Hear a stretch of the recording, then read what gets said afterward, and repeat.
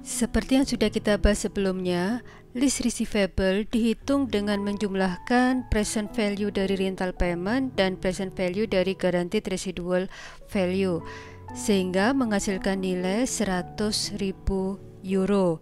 CNH kemudian membuat penjurnalan terkait dengan list receivable, cost of goods sold, sales revenue, dan pengurangan nilai persediaan. Sebelum kita membahas jurnal ini lebih detail, ada baiknya kita mengingat bahwa CNH ini adalah lessor yang menyewakan peralatan berupa backhoe ke Ivanhoe. CNH ini adalah CNH Capital yang merupakan subsidiary atau anak perusahaan dari CNH Global. Transaksi utama CNH Global adalah menjual persediaan berupa backhoe atau peralatan yang saat ini menjadi barang yang dileasingkan dengan Ivanhoe. Dan seperti yang sudah dijelaskan di awal pertemuan, bahwa salah satu cara menjual produk adalah dengan cara leasing, dan CNH Global dibantu oleh anak perusahaan yaitu CNH Capital untuk meleasingkan produknya. Hal ini berarti peralatan yang dileasingkan itu merupakan persediaan atau inventory perusahaan CNH. Oleh sebab itu, ketika ada transaksi leasing, maka akan memunculkan cost of goods sold atau harga pokok penjualan, sales revenue, dan pengurangan nilai inventory. Jadi seperti yang kita lihat di slide ini, terdapat jurnal tertanggal 1 Januari 2019 di mana CNH mendebit list receivable sebesar 100.000 dan juga mengakui adanya sales revenue sebesar 100.000 euro. Kemudian, seperti yang sudah saya jelaskan tadi, alat yang dileasingkan ini merupakan persediaan milik CNH, sehingga ketika disewakan, maka persediaan ini berkurang sebesar 85.000 dan cost of goods sold debit sebesar 85.000. Berdasarkan dengan jurnal ini, maka CNH itu akan melaporkan laba kotor dengan mengurangkan sales revenue sebesar 100.000 dikurangkan dengan cost of goods sold sebesar 85.000, sehingga gross profit atau laba kotornya adalah 15.000 euro. Perlakuan akuntansi di sini merupakan ciri khas dari sales type list. Jadi sales type list itu menganggap bahwa aset yang dileasingkan adalah persediaannya, sehingga melibatkan sales revenue dan cost of goods sold. Lalu bagaimana jika finance lease ini tergolong direct finance lease? Jika leasing ini tergolong direct financing lease, maka tidak akan adanya pengakuan sales revenue karena peralatan yang dileasingkan itu tidak dianggap sebagai inventory. Leasing ini biasanya memiliki nilai cost alat sama dengan fair value-nya, sehingga jurnal ketika di awal kontrak tertanggal 1 Januari 2019 adalah dengan mendebit list receivable dan mengkredit equipment senilai 100.000 euro. Selanjutnya, CNH membuat tabel amortisasi dengan metode bunga efektif seperti yang bisa kita lihat di slide ini. Cara perhitungannya sama dengan yang sudah kita pelajari di akuntansi untuk lessee.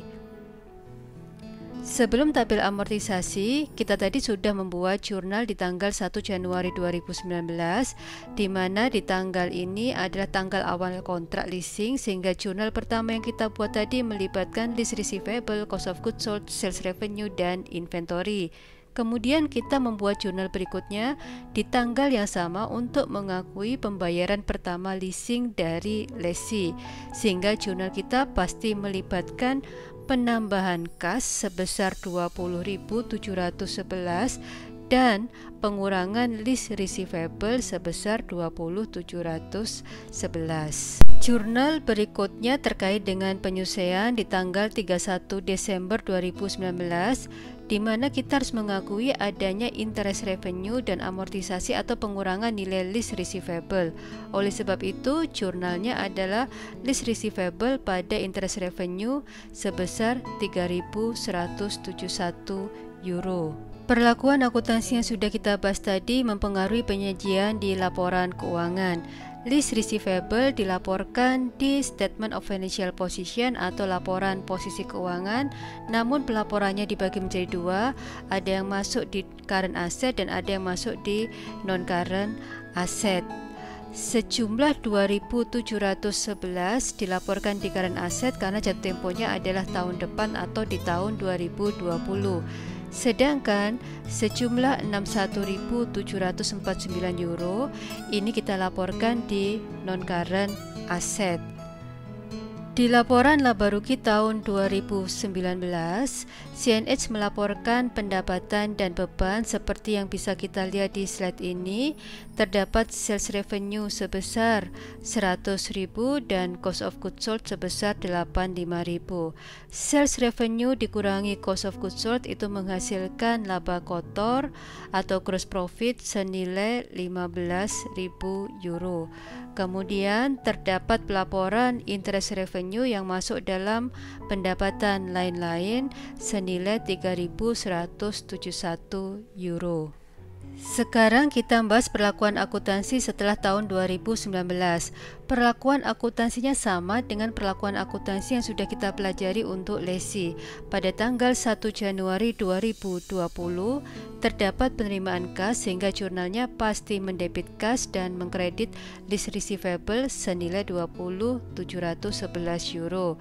Kemudian di tanggal 31 Desember kita membuat jurnal penyusean dengan mendebit list receivable dan mengkredit interest revenue sebesar 2.469.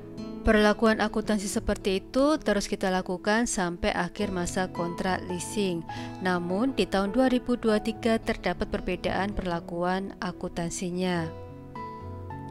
Di tahun 2023, pembayaran terakhir dilakukan di tanggal 1 Januari 2023, tapi saat itu aset belum dikembalikan ke CNH sampai tanggal 1 Januari 2024. Oleh sebab itu, pada tanggal 31 Desember 2023, CNH membuat jurnal penyesuaian dengan mengakui adanya list receivable pada list revenue sebesar 192,19 euro di tahun 2023. Ketika aset yang dileasingkan dikembalikan di tanggal 1 Januari 2024, maka list receivable bernilai 0 dan aset yang dikembalikan ke CNH akan menambah nilai inventory. Nilainya adalah sebesar residual value yaitu 5.000 euro. Kemudian dikredit list receivable dengan angka yang sama yaitu 5.000 euro.